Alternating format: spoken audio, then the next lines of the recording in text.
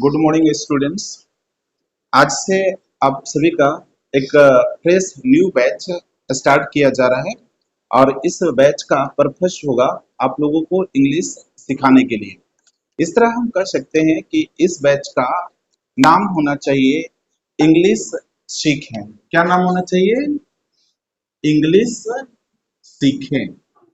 English सीखें। इस batch का नाम इंग्लिश सीखे रहेगा और इसमें हम लोग पूरा कोर्स चलाएंगे कंटिन्यू इंग्लिश सिखाने के लिए। ठीक है, एकदम बेस और ग्रास लेवल से इंग्लिश को सीखना प्रारंभ करेंगे।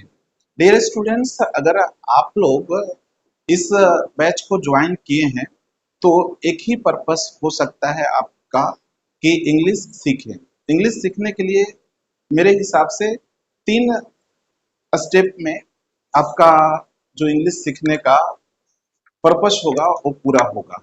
अगर आपसे सवाल पूछा जाए कि आप इंग्लिश क्यों सीखना चाहते हैं, ठीक है, आप इंग्लिश क्यों सीखना चाहते हैं, तो संभावित आप में से अलग अलग से पूछा जाए तो अलग अलग हो सकता है। जैसे अलग अलग क्या हो सकता है? बहुत सारे ऐसे बच्चे होते हैं जो ये सोच करके चलते हैं कि चलो इंग्लिश स्पोकन क्लास को ज्वाइन कर लेते हैं और इंग्लिश पढ़ने के लिए सीख लेते हैं। बहुत सारे ऐसे स्टूडेंट्स मिलेंगे जिनका जवाब होगा कि चलो इंग्लिश स्पोकन क्लास ज्वाइन कर लेते हैं ताकि बोलने के लिए आ जाए, लिखने के लिए आ जाए। और अगर इन सभी विचारों को आप एकत्रित करेंगे तो आपको 3 पॉइंट्स मिलेंगे। कौन कौन सा पॉइंट मिलेंगे? तो इंग्लिश सीखने के लिए 3 पॉइंट ए हो सकते हैं आपको।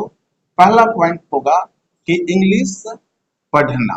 इंग्लिश पढ़ना स्पोकन क्लास को ज्वाइन करने का पर्पस होता है बच्चों को इंग्लिश पढ़ना। दूसरा पर्पस क्या हो सकता है? दूसरा पर्पस हो सकता है इंग्लिश लिखना। ठीक है, और तीसरा पर्पस होता है इंग्लिश बोलना।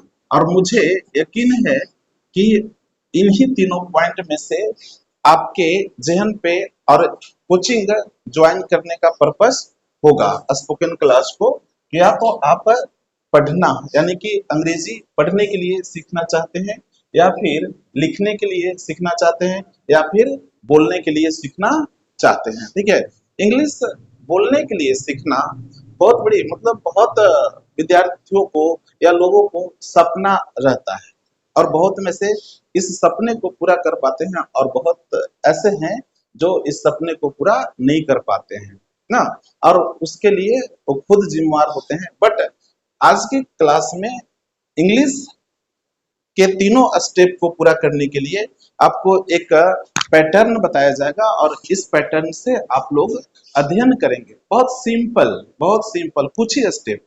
क्योंकि इंग्लिश बोलने के लिए, इंग्लिश अच्छी तरह से समझने के लिए जरूरी नहीं है कि आप 400 और 600 पेज का इंग्लिश ग्रामर का अध्ययन करें, रटे, याद करें। ये कोई जरूरी नहीं है। आज जो मैं आप लोगों को स्टेप्स बताने जा रहा हूँ बहुत इजीली है और उसको आसानी से फ्लो करके उस पर थोड़ा सा मेहनत करके आप आसानी से इंग्लिश पढ़ना हो, लिखना हो या फिर बोलना हो सीख सकते हैं। ठीक है, तो मुझे उम्मीद है कि मैंने जो गेस किया है आपके उद्देश्य को लेकर के इस क्लास को ज्वाइन करने का, ये तीनों पॉइंट में से कोई ना कोई एक पॉइंट तो जरूर होगा। या तो आप कोचिंग ज्वाइन किए हैं इंग्लिश को पढ़ने के लिए सीख जाने के लिए, या फिर लिखने के लिए सीख जाने के लिए, या फिर बोलने के लिए सीख जाने के लिए। क्या मेरा गेस सही है या गलत है? Yes sir. चलिए तो हम आगे बढ़ते हैं। देखिए कुछ पॉइंट्स है जिसको कहते हैं ना कि बेसिक पॉइंट। बेसिक पॉइंट में आपको कुछ चीजें जो सीखना ही सीखना होता है, और जो सीखना होता है ये देखिए इस तरह से। पहला पहला स्टेप मैंने क्या लिया है कि आप इंग्लिश को पढ़ना सीखना चाहते हैं, पढ़ने के लिए सीखना चाहते हैं। उसके लिए क्या महत्वपूर्ण है?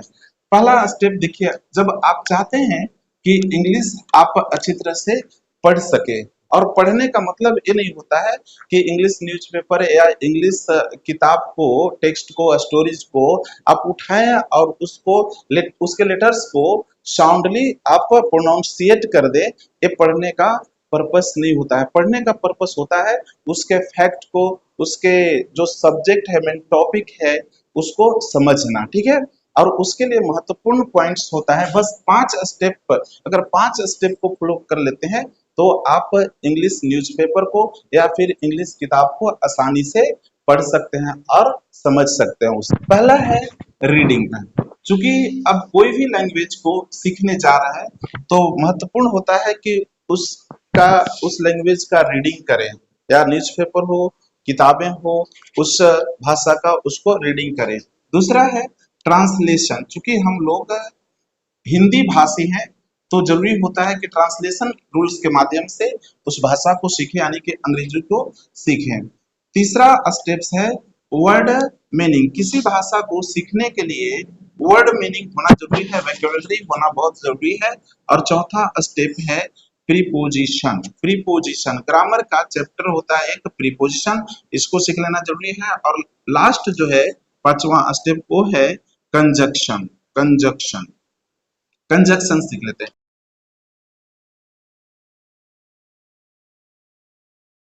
ये देखिए पांचों स्टेप महत्वपूर्ण है किसके लिए, तो कम से कम एटलीस्ट आपको अंग्रेजी भाषा को पढ़ने के लिए ना, समझने के लिए। पहला रीडिंग है। देखिए रीडिंग स्टार्ट कर देना चाहिए, जैसे आप लोगों को अब से रीडिंग स्टार्ट कर देना चाहिए। और रीडिंग में क्या कर सकते हैं भाई, इंग्लिश न्यूज़पेपर है उसको पढ़िए, पर डे आपको क्लास में आता है, उस न्यूज़पेपर को पढ़ा कीजिए। इसके साथ साथ आप इंग्लिश में जो टेक्स्ट बुक है उसके स्टोरीज को पढ़िए।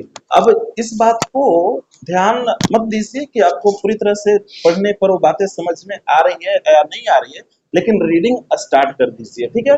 दूसरा स्टेप है ट्रांसलेशन। तो आप लोगों को मैंने पहले भी बताया है कि एक सो सरल, एकदम इजी तरीके से कुछ रूल्स बनाए जा रहे थे ना, जो पूर्ण हो चुका है। ये देखिए आपको रूल्स हैं ट्रांसलेशन सीखने के लिए। इसमें पूरे 81 टाइप के जो हिंदी सेंटेंस होते हैं उसको इंग्लिश में ट्रांसलेट करने के लिए रूल्स दिए गए हैं। पूरे 81 का 81 जो है एक दूसरे से डिफरेंट है बिल्कुल, एक एक, और आसानी से English to Hindi, Hindi to English translation सिखा देता है। इसके माध्यम से हम लोग कंप्लीट करेंगे ट्रांसलेशन स्किल्स को, ठीक है। और इसके बाद वर्ड मीनिंग आता है। वर्ड मीनिंग जरूरी है किसी भी भाषा को सीखने के लिए, और वर्ड मीनिंग अपने आप में एक समंदर की तरह होता है। जितना आप वर्ड मीनिंग याद करेंगे जैसे लगेगा कि और वर्ड मीनिंग याद करना चाहिए, ठीक है। लेकिन फिर भी एक एवरेज होता है जहाँ पे आपका पढ़ना लिखना बोलना जो है ना कंप्लीट हो पाता है, पूरा हो पाता है। इस तरह से कहिए, कंप्लीट अगर ना हो तो भी ना। और वर्ड मीनिंग यानी कि वोकेबलरी बढ़ाने के लिए एक जो यहाँ पे रीडिंग स्टेप दिया गया है, रीडिंग करने के लिए महत्वपूर्ण है। क्योंकि आप अगर जिस भाषा को सीखना चाहते हैं और उस भाषा के न्यूज़पेपर को या फिर किताब को पढ़ते हैं तो वहां से आपको खुद व खुद वोकैबुलरी जो है ना बढ़ना प्रारंभ हो जाएगा। क्योंकि बार बार पढ़ने से क्या होगा, नए नए वर्ड्स मिलेंगे पढ़ने के लिए, और वर्ड मिलेंगे तो उसको फिर डिक्शनरी या फिर कहीं पे देखेंगे लिखा हुआ तो आपको जहन में याद आ जाएगा कि अरे ये तो वर्ड जाना पहचाना है, और उसको अच्छी तरह से फिर समझ पाएंगे, ठीक है। तो 50% काम रीडिंग से हो जाता है वर्ड मीनिंग का, बाकी वर्ड मीनिंग को याद कर लीजिए और पढ़ लिखवाया जाएगा, वर्ड मीनिंग इससे भी पूरा हो जाएगा।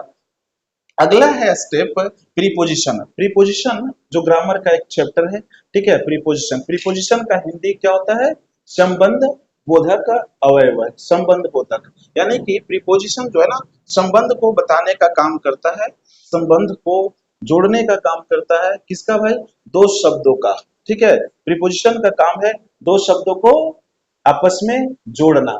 जैसे इस प्रीपोजिशन में देखें तो ऑफ होता है, ऑन होता है, बाय होता है, विथ होता है, ये सब प्रीपोजिशन है। फ्रॉम होता है, सिंस होता है, टू होता है, प्रीपोजिशन है।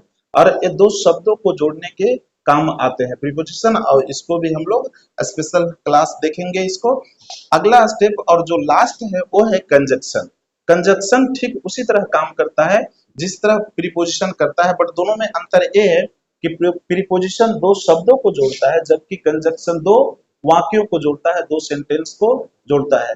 जैसे अगर कहेंगे कि कुत्ता को मत मारो, कहीं ऐसा न हो कि कुत्ता तुम्हें काट दे, तो ये जो कहीं ऐसा न हो जो है ना, कंजक्शन है जो दो सेंटेंस को जोड़ता है। जैसे कहेंगे कि उसे पैसा मत दो, कहीं ऐसा न हो कि वह तुम्हें पैसा वापस न करे। एक सेंटेंस है उसे पैसा मत दो, दूसरा सेंटेंस है वह वापस न करे। ठीक है, तो कहीं ऐसा ना हो, ये शब्द क्या है, कंजक्शन है। इसी को हम लोग इंग्लिश में अगर चेंज करेंगे तो क्या कंजक्शन काम देगा, वाक्यों को जोड़ने का काम देगा। ठीक है, तो इस तरह अब 5 स्टेप्स में इंग्लिश को पढ़ना आसानी से सीखा जाता है। ठीक है, अगला स्टेप जिसे हम लोग नाम दिए हैं लिखना।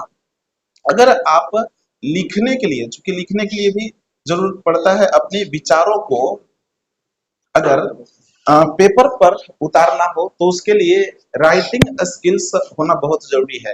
इसीलिए आपके क्लास के सिलेबस में पैसेज देखे ना, पैसेज पैसेज किस लिए आता है, ठीक है, उसमें चूंकि रीडिंग स्किल्स डेवलप हो सके। ठीक है, इसके बाद राइटिंग भी आता है ना, notice writing, letter writing, report writing, ये सब, आर्टिकल राइटिंग, उससे क्या डेवलप किया जाता है, राइटिंग स्किल्स। ठीक है, और राइटिंग स्किल्स भी अपने आप में एक बहुत अच्छी कला है, जिससे कि कोई भी व्यक्ति अपने थॉट को, अपने व्यूज को पेपर पर एक्सप्लेन कर पाता है। ठीक है, पहला क्या और उसके लिए रीडिंग करना सेम ना, ये रूल्स को फॉलो करना है ना, बेसिक रूल है, और ये सीख लेंगे तो आपको इधर सीखने में बिल्कुल आसानी हो जाएगी। ठीक है, ट्रांसलेशन है, ट्रांसलेशन रूल्स आपको हर हाल में सीखना है। इसके बाद आपको इसमें भी वर्ड मीनिंग शामिल किया गया है, वर्ड मीनिंग भी आपको याद होना चाहिए। इसके बाद आपको प्रीपोजिशन जो है चौथे स्टेप में, ये भी आपको कंप्लीट होना चाहिए प्रीपोजिशंस, और साथ में कंजक्शंस भी होना चाहिए। ठीक है, इस तरह अब ये पांचों का पांचों जो यहाँ पे बताए जा रहे हैं स्टेप, ये सभी आपको फर्स्ट वाला में, यानी कि पढ़ने के लिए सीखना चाहते हैं तो इसमें शामिल है। ठीक है, लिखने के लिए सीखना चाहते हैं तो फिर ये भी आपको पांचों रूल को फ्लो करना पड़ेगा। और लिखने के लिए विशेष रूल आपको यहाँ पे क्या करना पड़ेगा, राइटिंग स्किल्स को डेवलप करना पड़ेगा। क्या करना पड़ेगा, राइटिंग स्किल्स को डेवलप करना पड़ेगा। और राइटिंग स्किल्स में आपको दो काम करना पड़ेगा। एक, पहला तो आप जैसे कहीं आप जाते हैं, पूरे पूरे डे में कहीं कुछ ना कुछ करते होंगे, उस पूरी बातों को आप अगर शाम में आधा घंटा के लिए बैठ जाइए और उसको पेज पर लिखना प्रारंभ कीजिए। इसे आप कोई घटना, कोई इवेंट के रूप में लिख सकते हैं, यानी कि स्टोरी के रूप में भी इसको बना सकते हैं। और दूसरा जो है आर्टिकल राइटिंग करना चाहिए। आर्टिकल राइटिंग मतलब कोई भी टॉपिक ले लीजिए और उस पर 80 शब्दों में, 100 शब्दों में लिखिए। इसके बाद धीरे धीरे इसको जो है कैपेसिटी बढ़ाते जाइए, 200 शब्दों में लिखिए। जब आप अपने थॉट को एक्सप्लेन करेंगे पेपर पे, तो फिर आपका राइटिंग स्किल्स बहुत अच्छा बन जाएगा। और राइटिंग स्किल्स का मतलब केवल लिख देना नहीं, बल्कि अपने व्यू को, अपने थॉट को सही तरीके, क्रमबद्ध तरीके से पेज पर उतारना होता है, एक्सप्लेन करना होता है। तो इससे हम कह सकते हैं कि एक अच्छी राइटिंग स्किल्स होता है। तो राइटिंग स्किल्स जैसे ही आपको बन जाता है, आपके सपने जो लिखने की है वो पूरा हो जाता है। चौथा क्या हो सकता है भाई, तो चौथा जो आपके सामने बताया गया है कि आप यदि इंग्लिश को बोलना चाहते हैं तो इन नियमों को पालन कर लीजिए। ठीक है, फिर इसके बाद आपको इंग्लिश बोलने से कोई रोक नहीं सकता है। अब देखिए यहाँ पे दिया गया था पांच पांच स्टेप, यहाँ पे आपको 6 स्टेप एक बढ़ाया गया राइटिंग स्किल्स, क्योंकि आप लिखने के लिए सीखना चाहते हैं। यहाँ पे 7 स्टेप आ गए हैं। ठीक है, 7 स्टेप में कौन कौन है, तो जो बेसिक है आपको सभी में अप्लाई करना है, रीडिंग करना है। ठीक है, रीडिंग के बाद ट्रांसलेशन आपको करना पड़ेगा, क्योंकि हम लोग हिंदी भाषी है, ठीक है, हिंदी बोलते हैं। ठीक है, इसलिए ये जरूरी होता है। ठीक है, वर्ड मीनिंग जरूरी है, हर हाल में प्रीपोजिशन जरूरी है, प्रीपोजिशन जरूरी है, कंजक्शन भी इसमें जरूरी है, और इसके बाद आपको राइटिंग भी कर लेना जरूरी है। अच्छा, राइटिंग इसमें क्यों शामिल किया जा रहा है, समझ लीजिए। क्योंकि अब राइटिंग आप करेंगे ना, यानी कि अपने थॉट को अगर पेज पर उतारना सीख लिए, तो फिर मौखिक रूप से यानी कि ओरली भी साउंडली भी इसको कर सकते हैं, यानी कि बोल सकते हैं। थोड़ी सी प्रैक्टिस कर लिया जाए तो। और लास्ट जो यहाँ पे एक्स्ट्रा हम लोग लेंगे वो लेंगे स्पीकिंग स्किल्स। स्पीकिंग स्किल्स यानी कि बोलने की कला, ठीक है, स्पीकिंग स्किल्स। अच्छा, स्पीकिंग स्किल्स को हम एक नया नाम दे, नया नहीं बल्कि इसका नाम ही होता है कि कम्युनिकेशन स्किल्स आज के दौर पे। और इंसान के जीवन में कम्युनिकेशन स्किल्स होना बहुत जरूरी होता है। अगर जिसके पास कम्युनिकेशन स्किल्स अच्छी है तो समझिए लाइफ में वो अलग तरह का डेवलपमेंट प्रोग्रेस जो है ना उसको मिलता है जिस काम को करता है, क्योंकि वो लोगों को कम्युनिकेशन स्किल्स के माध्यम से, कम्युनिकेशन के माध्यम से प्रभावित कर लेता है दूसरे लोगों को। इसलिए हर इंसान के पास कम्युनिकेशन स्किल्स जो है ना होना बहुत जरूरी है। तो पांचवें ये जो इसमें सातवें स्टेप है ना बहुत महत्वपूर्ण है। और मुझे उम्मीद है कि आप सभी का इस क्लास को ज्वाइन करने का पर्पस होगा, उद्देश्य होगा और एम जो होगा वो होगा कि आप अंग्रेजी बोलना सीख ले। क्या अंकित बात सही है या गलत है? बिल्कुल सही है। क्या आयुष? बिल्कुल सही है। तो फिर आप चाहते हैं कि आप इंग्लिश बोलना सीख लें हमारे साथ जुड़ करके, तो बिल्कुल आपको सिखा करके ही रहेंगे। ये सब चीजें आपको बस फॉलो करना है। बस देखिए, पहला जो मैंने बताया 5 कदम चलना है, 5 जो यहाँ पैटर्न बताए जा रहे हैं इसको सीख लेना है। और सभी को सिखाने के लिए हम आपके साथ हैं, ठीक है।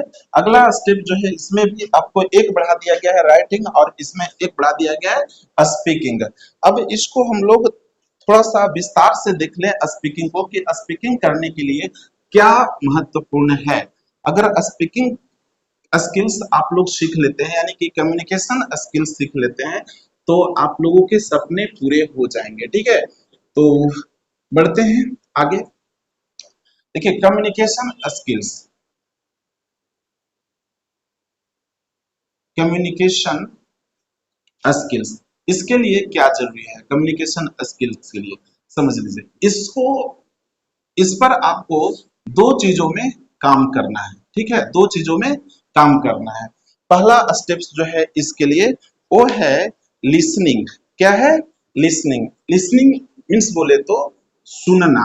लिसनिंग, लिसनिंग पावर को बढ़ाना होगा। इस पर आपको थोड़ा काम करना होगा, बताएंगे कि कैसे आपको इसको करना है। और दूसरा है टॉकिंग।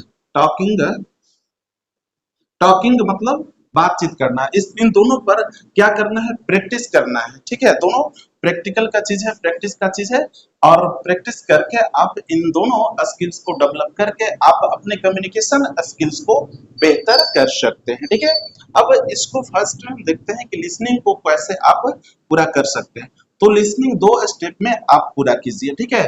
पहला स्टेप होगा कि आप लिसन कीजिए।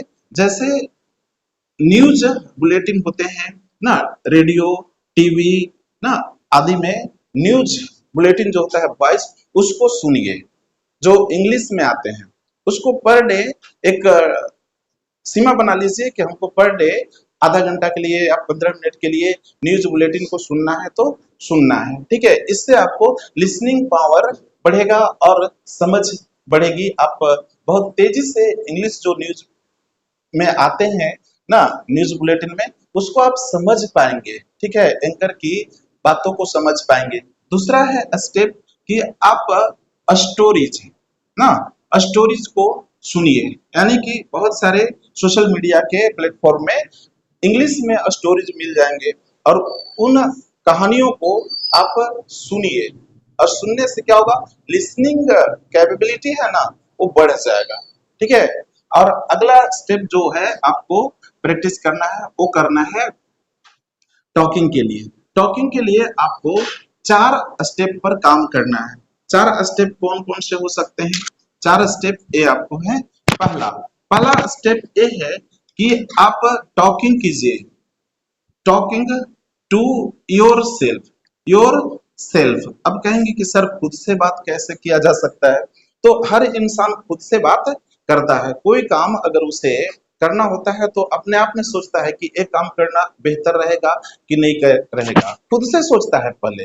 इसी तरह वो क्या करता है? बात करता है अपने आप से। उसी तरह जब भी आप कहीं जा रहे हो, आप जहां भी हो, जो काम को कर रहे हैं, उस काम को ही इंग्लिश में ट्रांसलेट करते जाइए। जैसे आप स्कूल जा रहे हैं तो आपको रास्ते में बहुत चीजें दिखाई देंगे, बहुत से एक्टिविटीज दिखाई देंगे, उसको आप ट्रांसलेट करते जाइए। Suppose I am going to school ना, I am late half an hour today, so I think sir will punish me for being late. अब मन में ऐसा ट्रांसलेट करेंगे तो इसका मतलब है कि आप खुद से बातें कर रहे हैं। तो इस तरह डेवलप करेंगे अपने स्पीकिंग स्किल्स को, ठीक है। दूसरा स्टेप है आपको कि अगर आप इतना कर पाते हैं, खुद से इंग्लिश में बात कर पाते हैं, तो दूसरा स्टेप आपका होगा टॉक ना, talk before mirror. Talk before mirror मतलब कि आप आईना के सामने, यदि आप ज्यादा मतलब हेजिटेशन आता है आपको बातचीत करने में किसी के सामने, तो फिर आप पहले इसका प्रैक्टिस आईना के सामने कीजिए।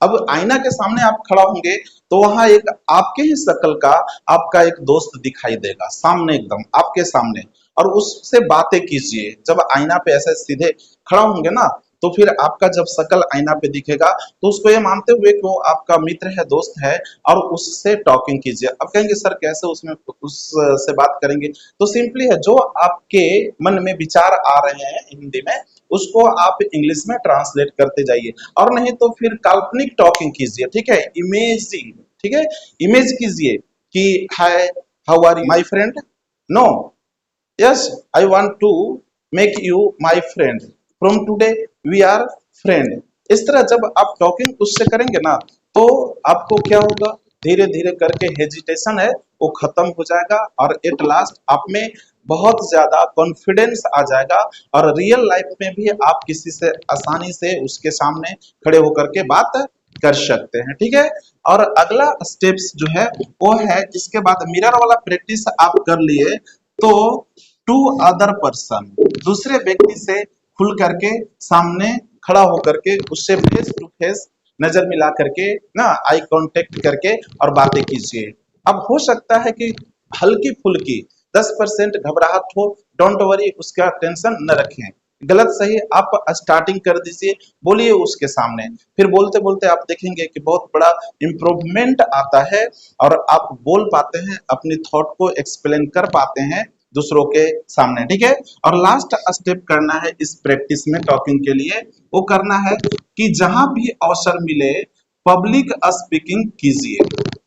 पब्लिक स्पीकिंग कीजिए। पब्लिक स्पीकिंग का तात्पर्य क्या होता है भाई, तो एक भीड़ भाड़ वाले समूह में अगर बोलने का मौका मिले तो वहां पे बोलने का अवसर मत खोइए। जैसे 15 अगस्त, 26 जनवरी, आपके स्कूल कॉलेज में प्रोग्राम होते हैं, वैसे में अगर नाम देना हो कि मुझे भी बोलने का अवसर प्राप्त हो आपको, तो फिर आप बोलने के लिए चुकिए मत, वहां भी एकदम नाम दीजिए और उसके लिए कुछ दिन तैयारी कीजिए, और इसके बाद देखिए आप वहां पे बोल पाएंगे। अगर स्टेज पर आप बोल पाते हैं तो फिर टॉकिंग करना किसी से बिल्कुल इजी हो जाता है, आसान हो जाता है। तो इस तरह आप प्रैक्टिस करके कम्युनिकेशन स्किल्स को सुधार लेंगे।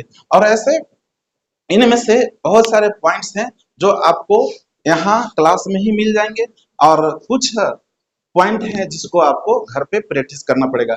जैसे आपको रीडिंग के लिए यहाँ भी क्लास में न्यूज़पेपर रीडिंग करवाए जाएंगे, लेकिन घर पे भी आप एक्स्ट्रा इस पर काम करेंगे तो बहुत कम समय में अपने उद्देश्य को पूरा कर पाएंगे। दूसरा है प्रैक्टिस वाली बात, तो प्रैक्टिस के लिए आपको यहाँ पे पोडियम दिया जाएगा, मंच दिया जाएगा, यहाँ भी बोलना पड़ेगा। जैसे आपको पब्लिक स्पीकिंग के लिए जो प्रैक्टिस करवाया जाएगा, यहाँ भी आकर के और आपको बोलना पड़ेगा, टॉपिक दिया दिया जाएगा, और जैसे माइक लेंगे और बोलना प्रारंभ करेंगे। इसके लिए भी प्रैक्टिस यहाँ करवाएंगे। मिला जुला करके एक कहें तो पूरी स्पीकिंग तक के लिए हमारी जिम्मा है, हमारे संस्थान की जिम्मा है कि आपको अंतिम में क्या इंग्लिश स्किल्स जो है बोलने के लिए डेवलप करके पूरी तरह से, और क्लास को आपका कोर्स को ओवर किया जाएगा, ठीक है। तो कंटिन्यू बने रहिए अपने क्लास में, और जो स्टेप्स बताया जाए उसको फॉलो कीजिए। आपके जो यहाँ आने की, स्पोकन क्लास को ज्वाइन करने के पर्पस हैं वो पूरे होंगे।